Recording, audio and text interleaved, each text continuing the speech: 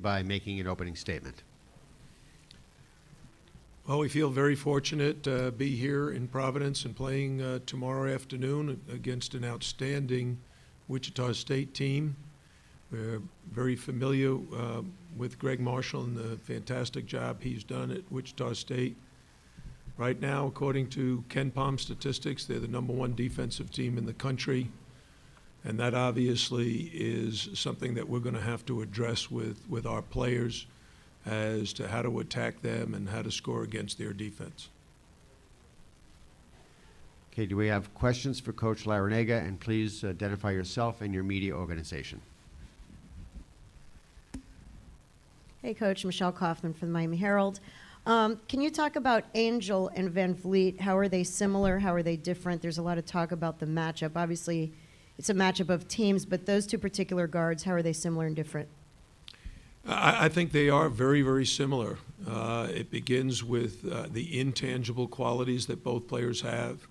They're both very highly competitive. They both are terrific floor generals.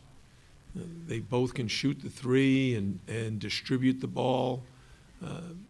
They really keep their team organized. But maybe the most important thing they do is they're both tremendous defensively on the ball.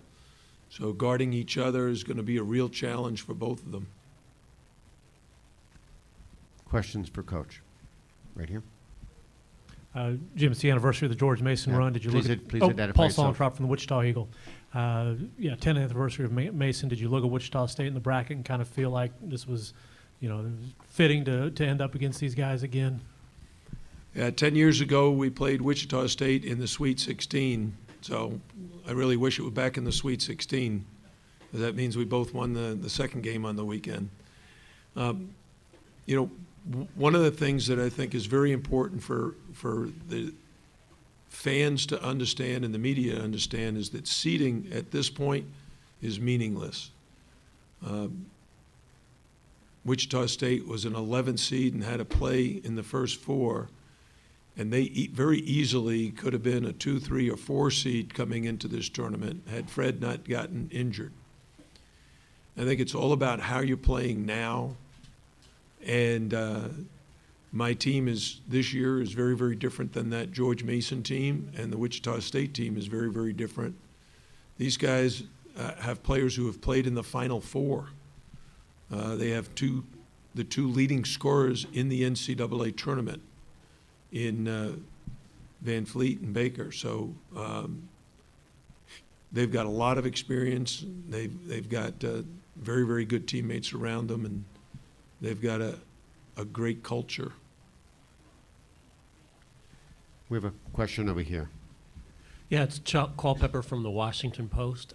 You've seen this tournament every which way from, you've lived it every which way from Ralph Sampson and Jeff Lamp on, and I'm wondering if that thing you said yesterday about getting players to enjoy it is something that was learned over time. Is it especially crucial, do you think? Is it what every team needs? Well, you go back a long way to bring up Ralph Sampson and Jeff Lamp and those guys, but yes, I learned an awful lot when I was an assistant coach at the University of Virginia under Terry Holland. I learned an awful lot from Dr. Bob Rotella, a sports psychologist who has helped me with my career and my coaching philosophy. And in talking to Dr. Rotella in 1999, my first George Mason team to make it to the big dance, he told me I should clap for mistakes. And I said, what the heck you mean by that? And he said, the teaching part is over. As a teacher, you want to work with your players and instruct them. Do that in practice. And the term he would use, train, then trust. Once the game begins, you have to trust them. If there's a mistake, clap for them and let them put it out of their mind. You don't want to dwell on mistakes. And as we moved further and further along in my coaching career, try to really embrace the idea that this should be fun. Because the more pressure you put on yourself, the tighter you get and the less likely you are to play well. So we tell our kids all the time, this should be a blast. Have as much fun as you possibly can have. But you have to understand what fun is. Fun is playing well. Fun is really executing your game plan and feeling good about yourself at the end of the game. Wait, a question in the middle. Austin Sapin, Canes Warning. You talked about how good Wichita State is defensively. What makes them so good? Well, first of all, they may be the only team we faced all year that's older than we are. They got a lot of old guys who've been around a long time. They've been in the program. They've learned the system, and they are able to execute that under all circumstances. So that experience and toughness and grit that they have is achieved over a period of time, and it has to be earned through success. You don't get that by losing. You get that by fighting through adversity and still succeeding. Question over here. Bill Koch with the Providence Journal. Coach, Buffalo obviously pushed you deep into the game yesterday. When you start the tournament setting, would you prefer a push out of the blocks, or would you prefer maybe something easier to sort of get your feet wet? Well, I never look at any game as being easy. I have a great deal of respect for my fellow coach and the opponent, and believe that you have to play very, very well to win the game. The opponent has certain strengths and certain weaknesses. We found out very early on that Buffalo could stretch the floor and shoot threes very, very well. That forced us to make some decisions, and our decision was to go smaller and quicker and switch ball screens, which we didn't do to begin the game. Those decisions worked pretty well for us, and we were able to get back in the game, eventually take the lead, and eventually win the game. But I think in every game, you've got to look at it as, how are you going to plan to win? And a lot of times you have to have plan A, plan B, sometimes plan C, and plan D. And we're developing our game plan right now to face Wichita State tomorrow. But our game plan against Buffalo included switching those ball screens. Had they missed those threes early, then we would not have made those adjustments. Question right over here. Andy Katz from ESPN. Everyone talks about Wichita State, how tough they are. How would you define their toughness? Well, I think they're similar to a lot of teams that we've played throughout this season. I think Virginia is a very tough team, physically, defensively. Clemson is a very tough team, physically. So I would say they're similar to teams in our league.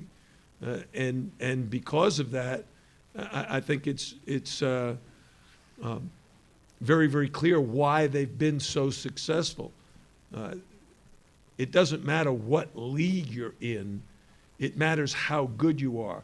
That's why we refer so often to KenPom statistics. That measures you against everybody you play and everybody in the country. And Wichita State's #1 defensively. So that immediately gets our attention and earns our respect, because that's a hard goal to achieve. We have a question right here.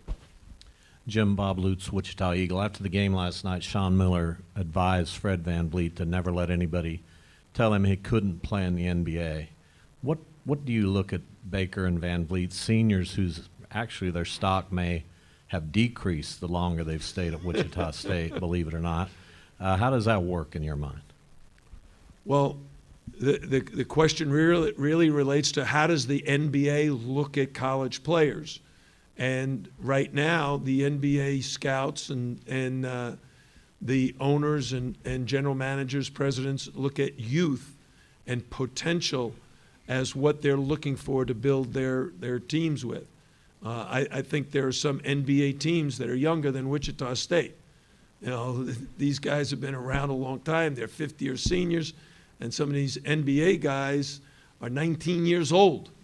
I don't understand it myself.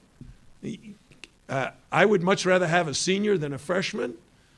but the NBA would rather have a 19-year-old rookie than a 23-year-old rookie.